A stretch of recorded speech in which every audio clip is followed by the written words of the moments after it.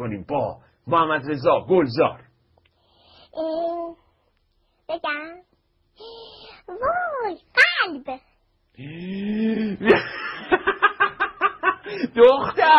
تو آخه 8 سالته جیگر من. باشه قبول کردم. محمد رضا گلزار قلب. بهرام رادان.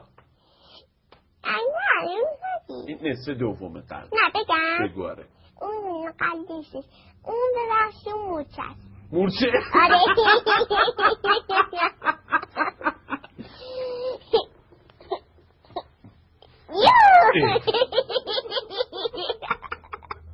نه 200 نفر پشت دوربینا دارم میخندن. این چه حرکتی بود؟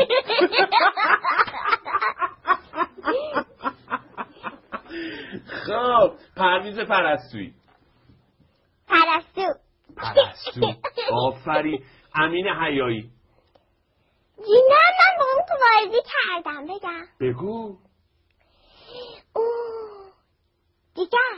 جیگر. بیا تحویل بگی خانم نیلوفر خوشخواه تحویل بگی. ببین داره میگه جیگر. من چیکار کنم خب؟ بعد بگو ببینم هدیه تهرانی. نگو اونو وای اون قسمتی از قلبه. قسمتی از قلب توه؟ بله. قلب محسودم همینطور. نیکی کریمی. نگو اونو وای هر چیو میگم تو میگی نگو که. اونم قلبه. نه اون دیگره. قلبه دیگره که میریم بخوریم. حالیده.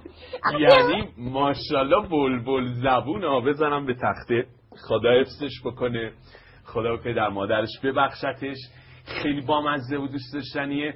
من انقدر خوشم اومده شاید هر چند وقت یه بار همینجوری دعوتش کردم بیاد تو برنامه مثلا با هم بگیم و بخندیم. منو ضایع کنه کنف کنه شما بخندید. خب ای جون دل. نه عمرم فکر کنم یه بار من گول میخورم. نه ترکا یه بار گول میخورم. همون یه بار بر کل عمرشون بس. بکی توک.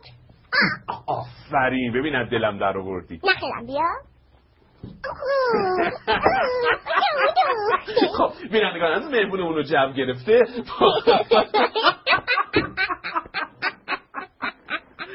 یعنی اینقدر گفتگو به من حال داد.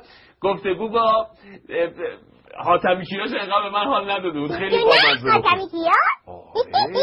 اما حاتمی کیا اینقدر نازه. یه بار اومده بود تو برنامه من با هم صحبت میکردیم. نازه خب اون قلوت این دیگره اون قلوه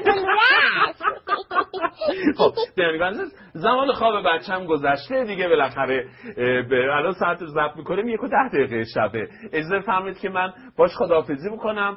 بره با پدر مادرش برن خونه تا فردا صبح به آفیش کار خانم پوران درخشنده برسن. خوب بازی کنی اما اونجاها.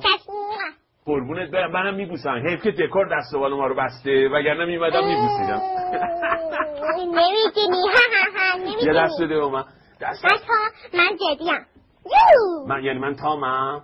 بزن. نه بیا دست درست حسابی بده. مثل خانمای بازیگر. ممنون سلام. خواهش میکنم. خیلی لطفی نیفتی همینجوری وایسا عمو. شما یه قسمت کوچولو ببینید من این مهمونمون رو ببینم چیکارش باید بکنم. قربونت برم من. بای بای کن. بای بای.